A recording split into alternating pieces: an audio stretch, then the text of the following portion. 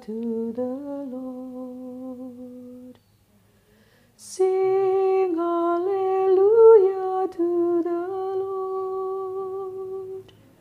Sing hallelujah, sing hallelujah, sing hallelujah to the Lord. Jesus is risen from the dead. Jesus is risen from the dead. Jesus is risen. Jesus is risen.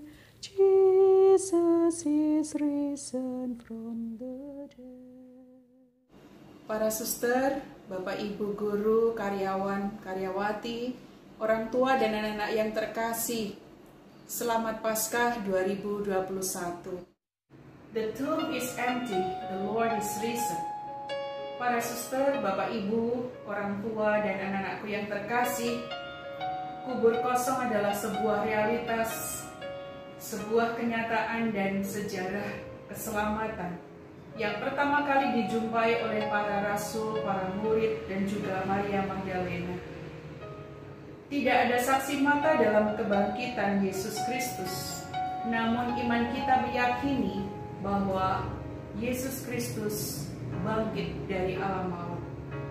Hal ini bisa kita lihat dari peristiwa-peristiwa kebangkitan, pasca kebangkitan dalam kitab suci. Berkali-kali Yesus menampakkan diri kepada para muridnya. Pada saat para murid mengunjungi kubur, mereka mendapati kubur kosong. Dan mereka bertemu dengan malaikat yang mengatakan bahwa dia tidak ada di sini, dia telah bangkit dari mati. Demikian juga Maria Magdalena berjumpa dengan Yesus di taman pada waktu itu yang mengira dia adalah penjaga taman. Dan saat itu Maria melihat bahwa Yesus telah bangkit dari kematian.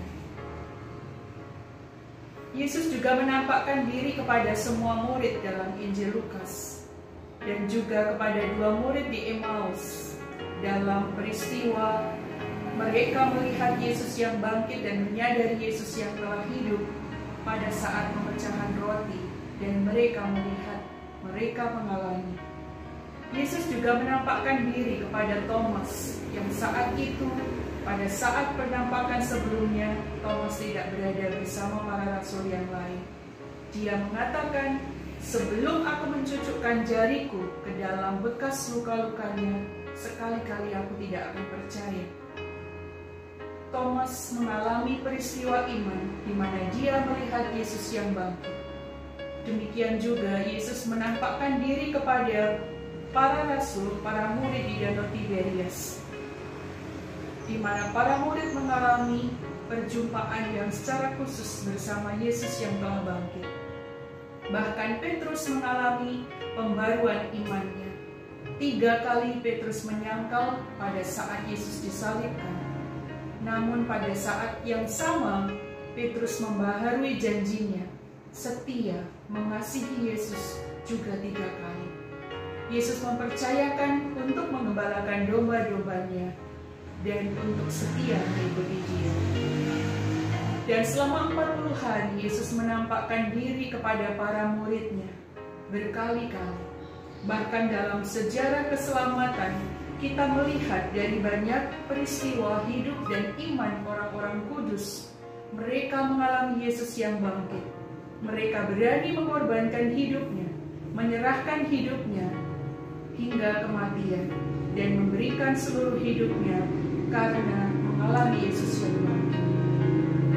Para suster, Bapak Ibu guru, karyawan, orang tua, dan anak-anakku yang terkasih, peristiwa kebangkitan kita yakini dalam gereja. Peristiwa sengsara, wafat, dan kebangkitan Kristus adalah peristiwa iman kita.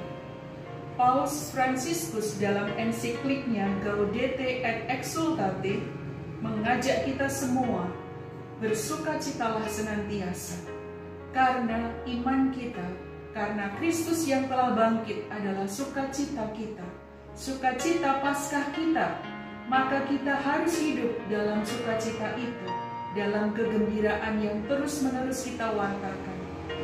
Paulus mengatakan, hidup seorang Kristiani sebaiknya bukan hidup pada Jumat Agung, seperti halnya juga kembali dari pemakaman. Hidup kita harus berbuah, melimpah dengan sukacita, dan kita bagikan kepada orang lain. Dan itulah juga yang dikatakan Santo Paulus yang mengatakan bahwa iman tanpa perbuatan pada hakikatnya mati. Maka iman kita kepada Kristus yang bangkit berarti kita bersukacita, kita mengalami kepenuhan itu dan membagikan kasih yang luas kepada semua orang, kasih yang besar, yang begitu dalam, karena Allah mengasihi kita hingga wafat di salib. Mari kita saling berbagi, saling mencintai, saling menolong, saling solidar, dan saling membantu. Dan juga kita akan terus-menerus beriman dalam situasi apapun dalam hidup kita. Selamat Paskah 2021, Tuhan memberkati. Haleluya.